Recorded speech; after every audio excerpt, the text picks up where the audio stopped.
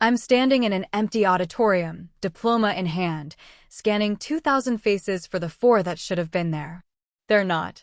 And when I finally check my phone, what I find isn't an apology. It's a group photo of them all at my younger brother's baseball game, smiling like they didn't just erase the most important day of my life. That was the moment I decided, if they could forget me that easily, I'd make sure they'd never find me again. My name was Diana Westbrook. I graduated summa cum laude from Portland State with a degree in biochemistry. I'd worked 3 jobs to pay for it myself because, according to my parents, education for girls is wasted money. But I did it anyway. I'd invited them 4 months in advance. Sent calendar reminders. Called the week before. My mom said, yes, we'll be there. My dad grunted something that sounded like agreement. My 2 younger brothers, Kyle and Brendan, promised they wouldn't miss it. Graduation day, May 14th, 2019. I wore the dress I'd been saving for Ivory with small blue flowers, nothing fancy, but it made me feel special. I'd even practiced walking in heels because I wanted everything to be perfect. I wanted them to see that I'd made something of myself despite everything they'd said. Despite being told I should have just married young like my cousin. Despite my dad saying college would make me difficult to deal with. If you've ever felt invisible to your own family, let me know in the comments. You're not alone. The ceremony started at 2 p.m. I kept checking the entrance doors between speeches, certain I'd see them rushing in, apologetic but present. Nothing. When they called my name, Diana Marie Westbrook, Bachelor of Science in Biochemistry, summa cum laude, I walked across that stage alone. No cheers. No one screaming my name. Just polite applause from strangers.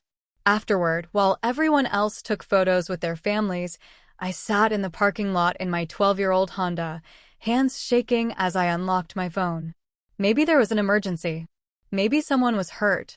Instead, I found 17 new posts in our family group chat. Photos. Videos. All from Brendan's Little League Championship game that started at 1 p.m. They'd chosen his game over my graduation. And here's the thing that shattered me completely. In one of the photos, my mom was holding a sign that said, Brendan's biggest fan. In the background, I could see my dad grilling burgers. Kyle was wearing the GoPro I'd bought him for Christmas, filming everything. They didn't forget. They decided I wasn't worth showing up for. I scrolled through the comments. My aunt, such a wonderful family day. My grandmother, so proud of you all. Not one person asked where I was. Not one person noticed I was missing from this wonderful family day. That's when I saw the final message, posted 30 minutes before my ceremony ended. My mom, Diana, sorry we couldn't make it. Something came up. We'll celebrate later. Something came up, you said? My hands weren't shaking anymore. They were steady. Ice cold steady. I didn't go home that night. I checked into a Motel 6 off I-84 and sat on that scratchy bedspread, diploma beside me, and made a list. Not a revenge list, a survival list. Here's what I knew. I had $3,200 in savings. A car that ran but wouldn't pass inspection next month. A job offer in Seattle starting in 6 weeks at a pharmaceutical research lab, $52,000 a year, more money than anyone in my family had ever made. And I had one advantage they didn't know about. I'd been accepted into a legal name change program through a women's resource center I'd volunteered at. They helped women escaping domestic situations disappear safely. Was I escaping domestic violence? No. But was I escaping a family that had systematically diminished me for 22 years? Absolutely. I spent that first night researching. By 3 a.m., I had a plan. By the end of the week, I'd executed it. Diana Westbrook ceased to exist. I became Simone Thatcher. I chose Simone because it means to be heard, and Thatcher because it sounded nothing like Westbrook. New name, new social security number through the Legal Protection Program, new phone number, new email addresses. I deleted every social media account. I told my landlord I was breaking my lease early and paid the penalty.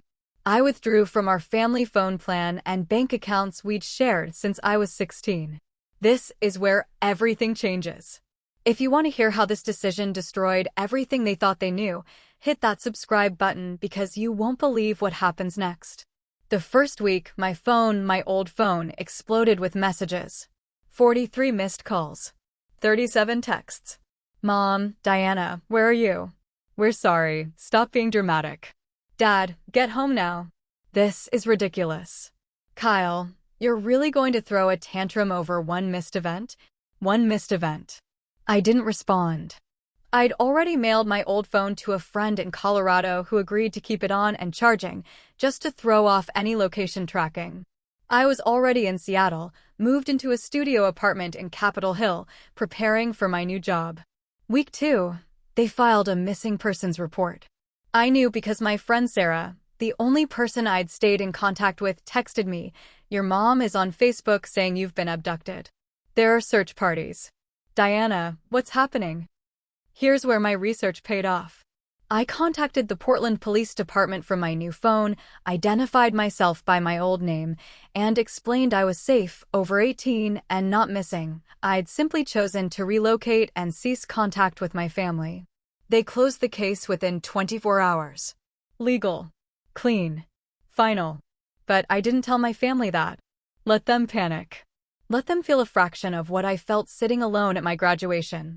3 months into my new life, I was thriving. My job was incredible. I was assisting on research for a cancer treatment drug that would eventually get fast-tracked by the FDA. I'd made friends. I was dating someone kind.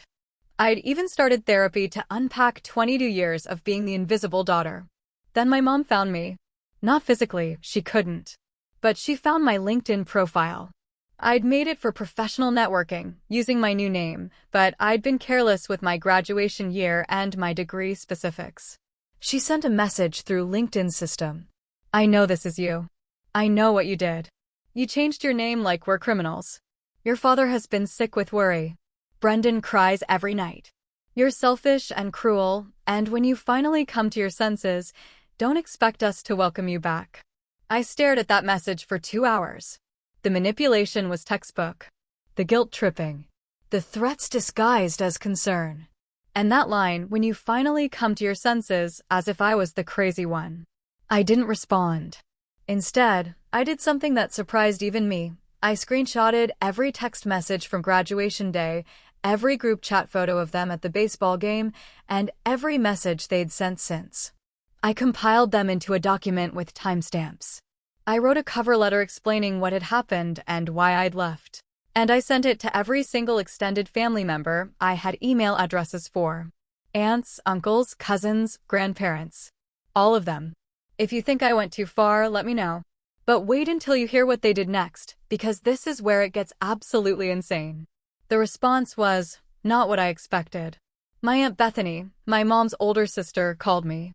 I don't know how she got my new number, but she did. I almost didn't answer. "Simone," she said, using my new name without hesitation, "I need to tell you something your mother will never admit."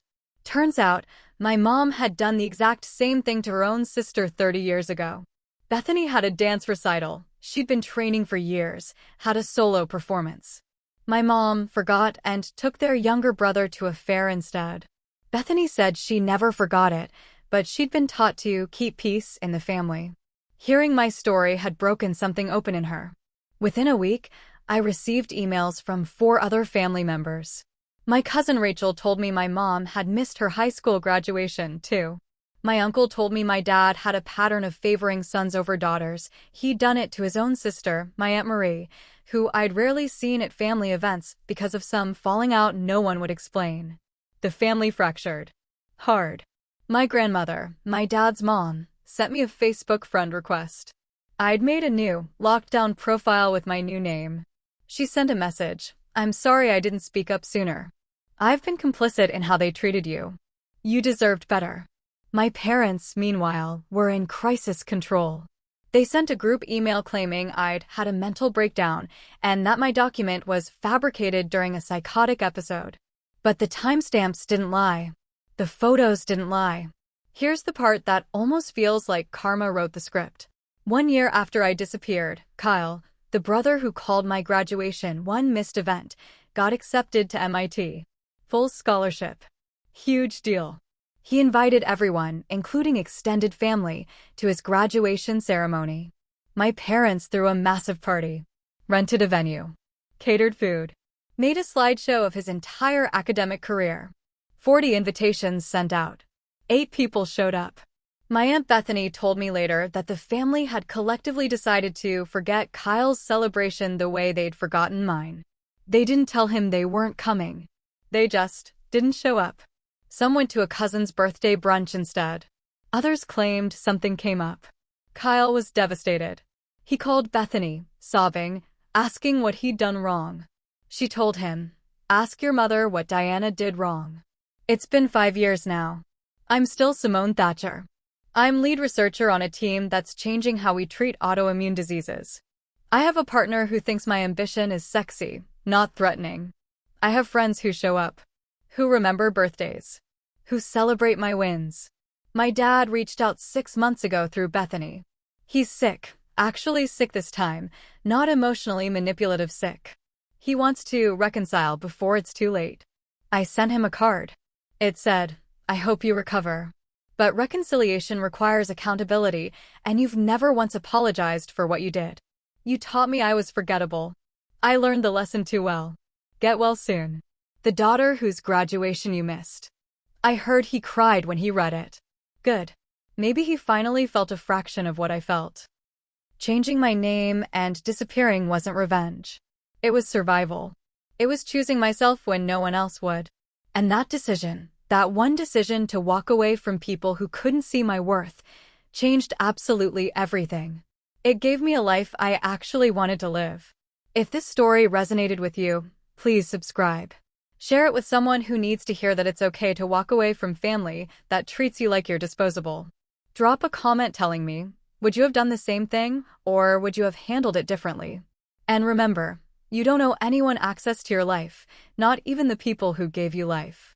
Sometimes the most powerful thing you can do is simply vanish and build something beautiful in the aftermath. I'm Simone Thatcher, and I'm no longer sorry for taking up space.